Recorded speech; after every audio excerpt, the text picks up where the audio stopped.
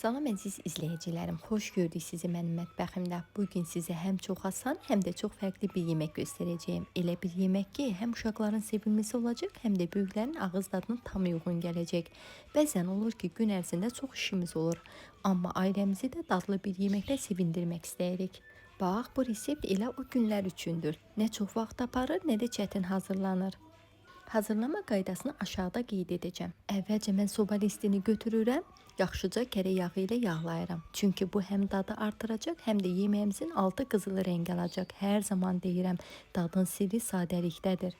Cəmi 4 inqrediyentlə mayonez, holland pendiri, süd və yuxadan maraqlı, ləzzətli bir yemək hazırlayıram. Mən bu yeməyi hazırlayanda uşaqlar mətbəxdən çıxmırlar. Hər dəfə deyirlər: "Ana, bu gün yenə o yeməyi bişirirsən?" Elə siz də görün bu sevimli yeməyi niyə bu qədər çox istəyirlər. Yeməyimiz artıq bişmək üzrədir. Sobanın içindən gələn o qızılı rəng, o ətir insanın iştahını açır. Məncə indi uşaqları gözlətmək, çünki onlar artıq masanın arxasında əyləşiblər və səbirsizliklə bu dadı sınamaq istəyirlər.